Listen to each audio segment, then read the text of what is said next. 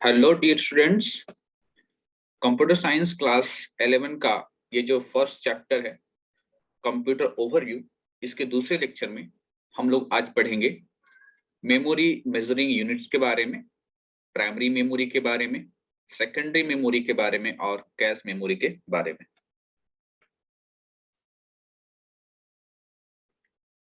सबसे पहले हम लोग बात करते हैं यूनिट्स ऑफ मेमोरी, यानी कि कंप्यूटर की जो मेमोरी होती है उसको हम लोग कैसे मेजर करते हैं, यानी मेजरिंग यूनिट क्या है, उसको मेमोरी को मापने की इकाई क्या है। The unit of memory is byte. Memory की जो मेमोरी का जो यूनिट होता है वो होता है हम लोगों का byte. Bit is the smallest unit of memory. It can be either 0 or 1. Memory की सबसे छोटी इकाई जो होती है वो बिट होती है। ये या तो 0 हो सकता है या तो 1 हो सकता है, यानी 0 और 1 को हम लोग बिट बोलते हैं।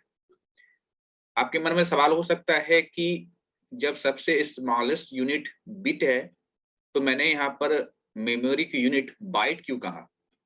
इसका आंसर कुछ इस तरीके से है कि आप जानते हो लेंथ की जो इकाई होती है ना, लंबाई की जो इकाई होती है वो क्या होती है, वो होती है स्मॉलेस्ट मिलीमीटर, है ना, क्या होती है मिलीमीटर। लेकिन जब आप बाजार जाते हो, आपको कोई कपड़ा लेना होता है तो आप ऐसा थोड़े बोलते हो कि मुझे इतना मिलीमीटर कपड़ा चाहिए। आप तो वहां पर बोलते हो कि मुझे 1 मीटर या 2 मीटर कपड़ा चाहिए। यानी जो इकाई प्रचलन में है, ठीक है, जो इकाई प्रचलन में है उसी को हम कहेंगे कि ये यूनिट है। ठीक है, तो मेमोरी में, है ना, मेमोरी में जो इकाई प्रचलित है वो है आपका बाइट। क्यों? आप कोई लेटर, आप कीबोर्ड से कोई लेटर, जैसे आप ए का की प्रेस करते हैं तो ये जो ए है ये एक डेटा हो गया, है ना, ए एक डेटा हो गया। ये डेटा स्टोर होने के लिए कितना स्पेस इसको चाहिए, कितना मेमोरी इसको चाहिए, इसको चाहिए 1 बाइट। ठीक है, तो सबसे छोटा जो अगर आप कहे डेटा तो वो हो गया आपका कैरेक्टर्स। कैरेक्टर्स को आप क्या कहेंगे, सबसे छोटा डेटा कहेंगे। ठीक है, तो एक सबसे छोटा जो आपका डेटा है कैरेक्टर, उसको स्टोर करने के लिए कितना चाहिए, 1 बाइट मेमोरी चाहिए। तो यही कारण है कि हम लोग जो है यूनिट ऑफ मेमोरी क्या बतलाते हैं, बाइट बतलाते हैं। Third point, a group of 8 bits are called byte. अगर अब ये पूछा जाए आपसे कि कितने बिट बराबर 1 बाइट होता है, ये भी एमसीक्यू सवाल में पूछा जाता है, तो आपको बताना है कि 8 bits is equal to 1 byte. अब आप इसको कैसे समझेंगे, आप इसको ऐसे समझिए, 8 बिट्स कह रहा है ना, तो मान लो बिट्स का मतलब तो 0 1 होता है। अगर मैंने लिखा 1 1 0 1 1 1 0 0, अब ये 8 बिट्स है, तो ये 8 बिट्स इज इक्वल टू कितना, 1 बाइट, ये कहलाएगा। Next point, a group of 4 bits are called nibble. यानी ग्रुप ऑफ 4 बिट्स, है ना, ग्रुप ऑफ 4 बिट्स, तो 4 बिट्स के ग्रुप को हम लोग क्या बोलते हैं, 1 निबल बोलते हैं। नाउ आगे चलें। अब हम लोग यहाँ पर एक टेबल देख रहे हैं जिसमें बताया गया है यूनिट्स ऑफ मेमोरी के बारे में। 3 कॉलम है इस टेबल में, एक है यूनिट क्या है, दूसरा उसका शॉर्ट नेम क्या है, और तीसरे कॉलम में उसका फुल नेम बताया गया है। मेमोरी की सबसे छोटी इकाई बिट होता है, 1 बिट, शॉर्ट नेम बिट होता है, और फुल नेम इसका बाइनरी डिजिट होता है। Binary digit BIT, BIT bit. 8 bits का जो ग्रुप होता है वो किसके इक्वल होता है, 1 बाइट के, 1 बाइट। ठीक है, तो शॉर्ट नेम तो बाइट और फुल नेम भी इसका byte. 1024 byte is equal to 1 kilobyte. ठीक है, तो केबी शॉर्ट नेम हो गया, किलोबाइट फुल नेम हो गया।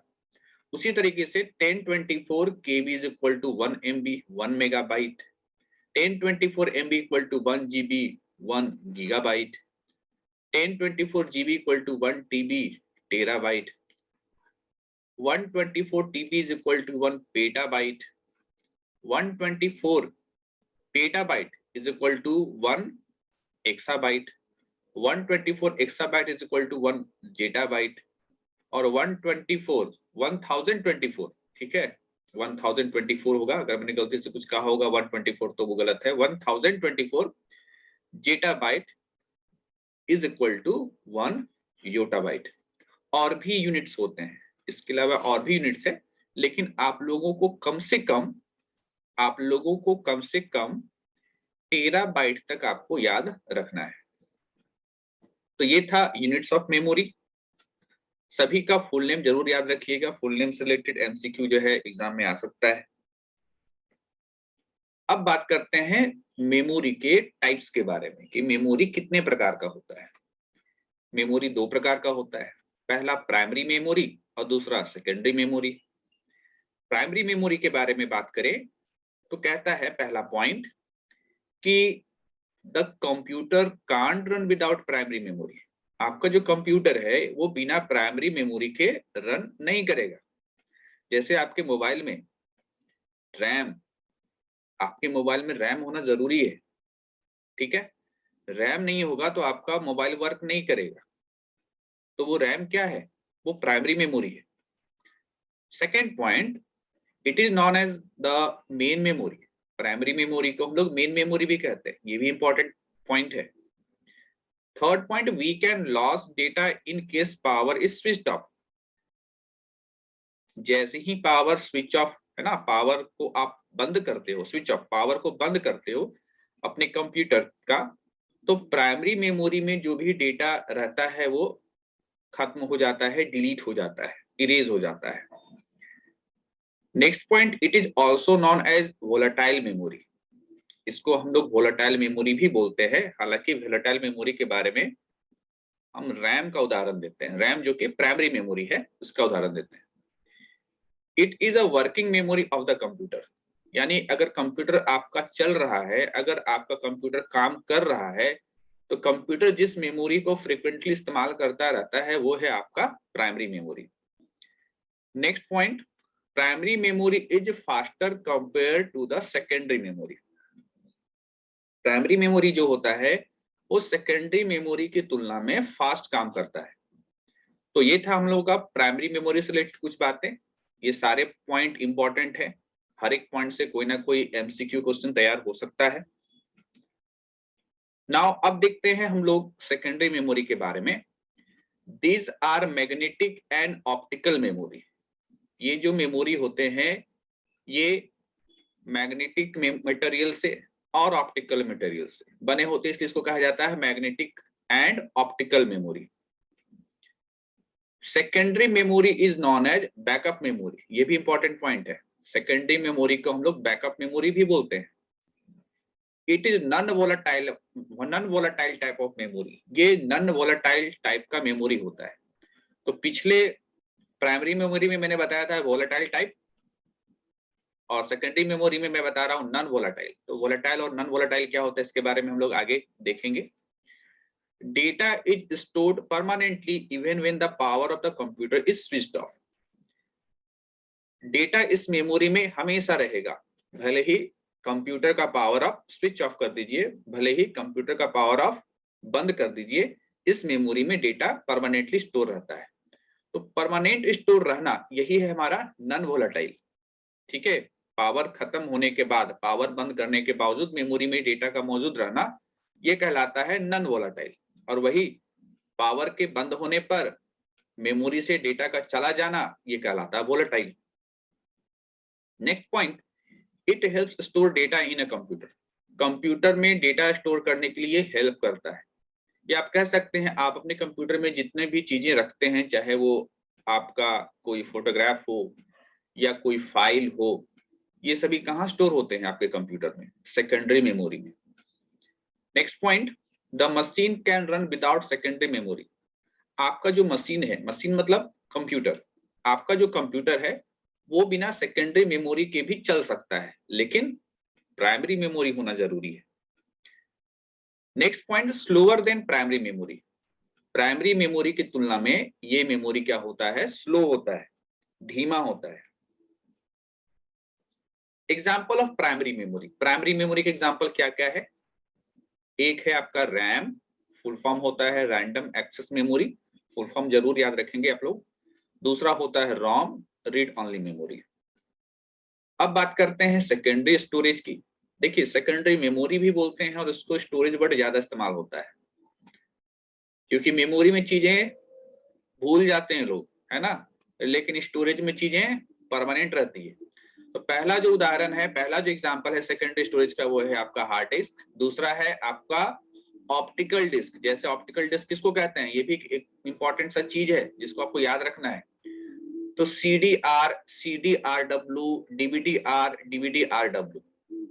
फिलहाल ये R या RW क्या है, इसको समझने के लिए जब हम लोग ऑप्टिकल डिस्क जब कभी पढ़ेंगे तो समझेंगे। फिलहाल आप ये समझिए CD और DVD के बारे में बात कहा जा रहा है, तो CD और DVD को ऑप्टिकल डिस्क कहा जाता है, जबकि हार्ड डिस्क को मैग्नेटिक डिस्क कहा जाता है।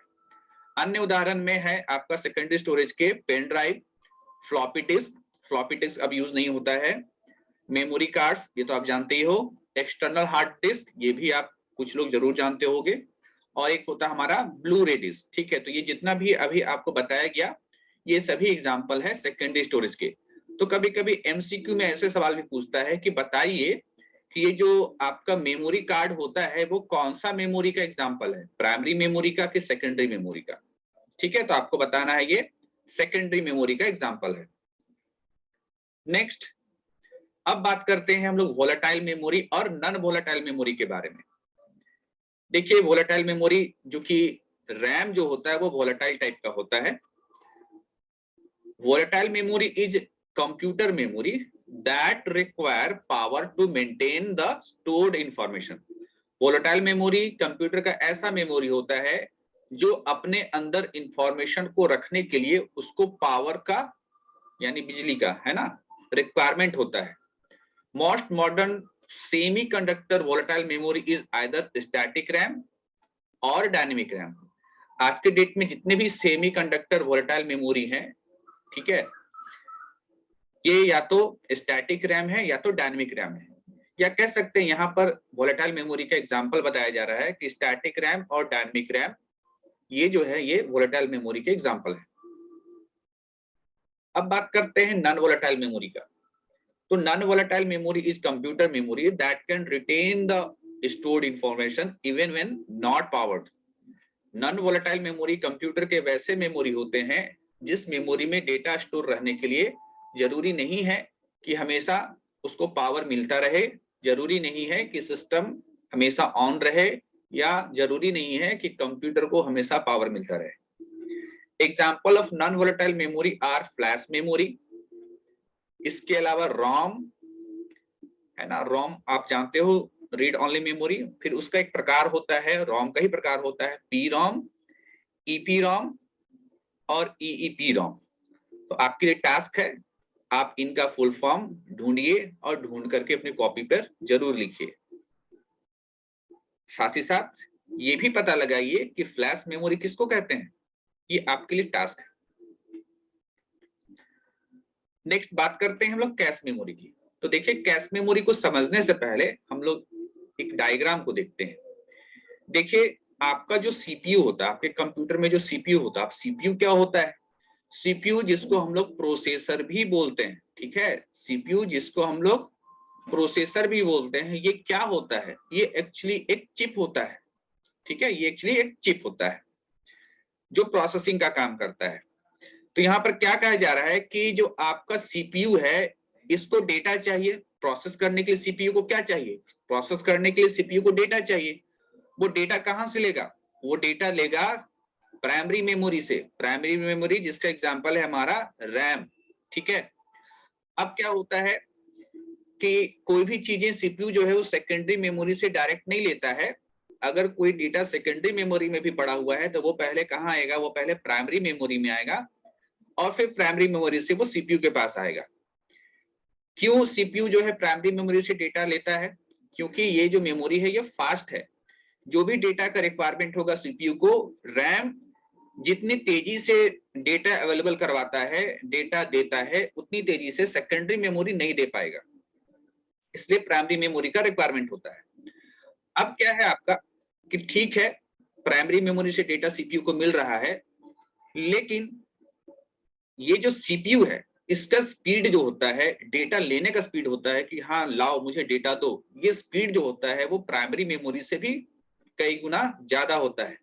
यानी जितनी देर में ये देने का प्रोसेस करेगा उतने टाइम में उससे दुगना डेटा लेने का क्षमता, दुगना क्या कई गुना, है ना, कई गुना ज्यादा क्षमता सीपीयू रखता है डेटा को एक्सेप्ट करने का।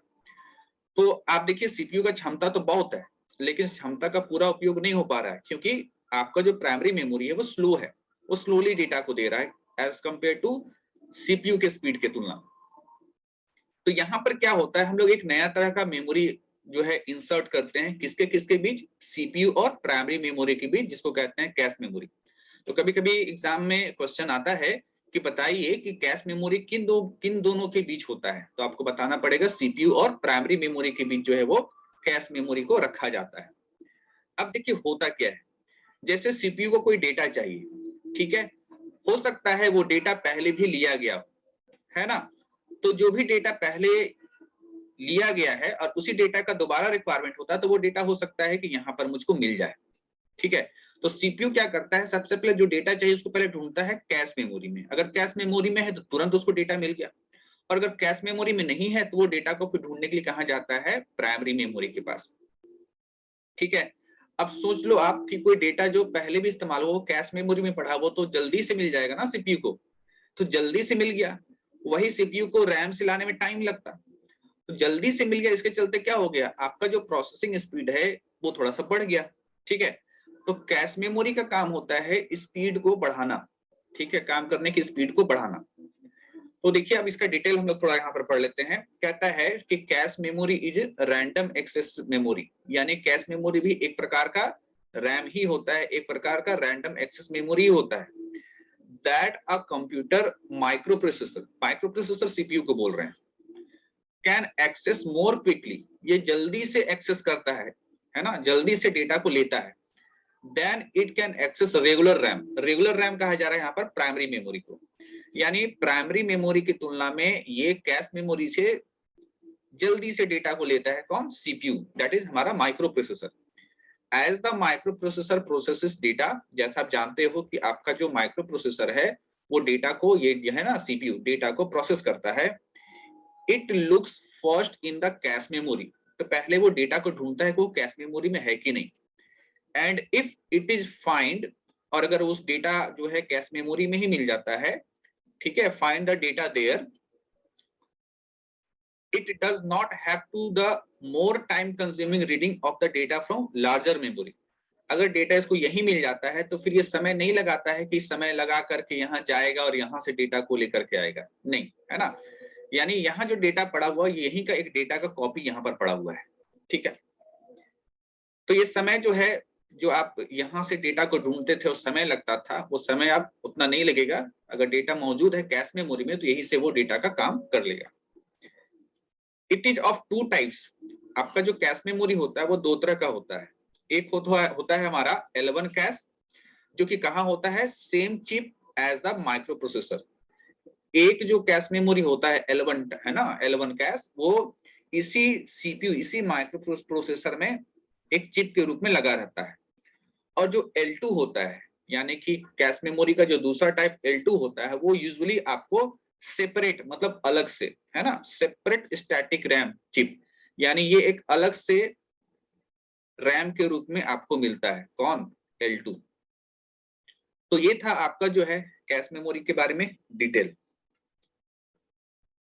अब हम बात करते हैं, मेमोरी हमने खत्म कर लिया, सारा मेमोरी के बारे में पढ़ लिया, जो भी बेसिक सा चीज होता था मेमोरी के बारे में वो हमने पढ़ लिया। नहीं तो मेमोरी के बारे में एडवांस में बहुत कुछ होता है। अब अगर आप इंजीनियरिंग करोगे तो वहां पर बहुत सारे बुक्स आपको पढ़ने को मिलेंगी और वहां पर मेमोरी के बारे में डेप्थ में बहुत कुछ पढ़ना रहता है। नाउ कंप्यूटर सिस्टम क्या होता है, देखिए सिस्टम, जैसे अगर हम लोग कहें कि हमारा हेल्थ सिस्टम, तो हेल्थ सिस्टम में क्या होता है, हेल्थ सिस्टम में बहुत सारे लोग होते हैं, उसमें डॉक्टर भी है, नर्स भी है, कंपाउंडर भी है, ठीक है, आपका हेल्थ मिनिस्टर भी है, बहुत सारे लोग हैं, उतने सारे लोग मिलते हैं तो आपका जो है हेल्थ सिस्टम हम लोग बोलते हैं, है ना। उसी तरीके से कंप्यूटर सिस्टम के बारे में बात करें तो कंप्यूटर सिस्टम में भी बहुत सारे कंपोनेंट्स जुड़ते हैं, तब जाकर के आपका कंप्यूटर सिस्टम बनता है। इसको आप एक इक्वेशन के रूप में देख सकते हो कि computer system is equal to hardware plus software plus user. ये तीन तरह की चीजें मिलती हैं तब जाकर के आपका कंप्यूटर सिस्टम बनता है। वही यहाँ पर लिखा है, all of the components of computer system can be summarized, ठीक है, can be summarized with simple equations. Computer system is equal to hardware plus software plus user. Hardware क्या होता है पहले वो जान लो, इंटरनल डिवाइसेस, ठीक है, बहुत सारे जो डिवाइसेस होते हैं वो इंटरनल होते हैं। आप देखते होंगे कि एक बॉक्स होता है जिसको जनरली हम लोग सीपीयू बोल देते हैं, ठीक है, जबकि सीपीयू उसको कहते नहीं है, है ना, ये कैबिनेट है, ये बॉक्स है। इस बॉक्स के अंदर भी बहुत सारे डिवाइसेस होते हैं।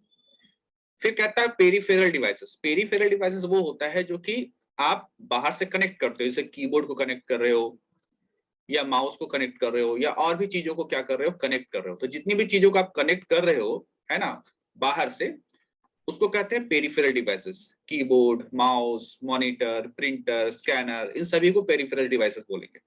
तो हार्डवेयर कैसे बनता है, इंटरनल डिवाइसेस जैसे कि रैम है, हार्ड डिस्क है, प्रोसेसर है ना, ये इंटरनल डिवाइसेस है। तो internal devices plus peripheral devices, है ना, इनको जोड़ करके, इनको मिला करके all physical part of computer are known as hardware. जितने भी कंप्यूटर के फिजिकल पार्ट होते हैं उसको हार्डवेयर बोलते हैं, यानी वो सारे चीज जिसको आप छू सकते हो वो हार्डवेयर है। नाउ बात करते हैं सॉफ्टवेयर की। तो सॉफ्टवेयर का मतलब प्रोग्राम होता है, ठीक है, सॉफ्टवेयर का मतलब प्रोग्राम। आपके कंप्यूटर में जो प्रोग्राम चल रहे हैं वो सॉफ्टवेयर है। Software gives intelligence to the computer. ये सॉफ्टवेयर ही है जिसके चलते जो है आपका कंप्यूटर इतना इंटेलिजेंट बना हुआ है और वो तरह तरह का काम कर रहा है। अगर ये सॉफ्टवेयर नहीं होगा तो आपका कंप्यूटर काम नहीं करेगा। ये जो डिफरेंट टाइप का काम कर रहा है, कभी आपको सॉन्ग सुना रहा है, कभी आपको मूवी दिखा रहा है, कभी आपको इंटरनेट जो एक्सेस करके दिखा रहा है, ये सॉफ्टवेयर के माध्यम से हो रहा है। सॉफ्टवेयर नहीं होगा तो ये इस तरीके से स्मार्ट तरीके से आपका कंप्यूटर वर्क नहीं करेगा, या कह सकते हैं कोई काम ही नहीं करेगा। नेक्स्ट कंप्यूटर सिस्टम का जो पार्ट है वो है यूजर। इसके बारे में कहता है, यूजर मतलब पर्सन, यानी हम लोग ही तो यूजर हैं, हम लोग ही तो कंप्यूटर को जो है ऑपरेट करते हैं। तो यूजर मतलब वो पर्सन जो कि कंप्यूटर को ऑपरेट कर रहा है। तो इस प्रकार से हमने कंप्यूटर सिस्टम को समझा। कंप्यूटर सिस्टम को एक इक्वेशन के रूप में हम लोग देखें कि कंप्यूटर सिस्टम का मतलब होता है hardware plus software plus user. तो आज का वीडियो आपको कैसा लगा, आप कमेंट के माध्यम से जरूर बताएंगे और अपना रिस्पांस दीजिए। सब कुछ आपको बेहतर लग रहा है तो हम लोगों को मोटिवेशन मिलेगा और हम लोग जो है आगे के वीडियो को भी कंटिन्यू करने के लिए हम लोगों को एक हौसला मिलता रहेगा। तब तक के लिए थैंक यू।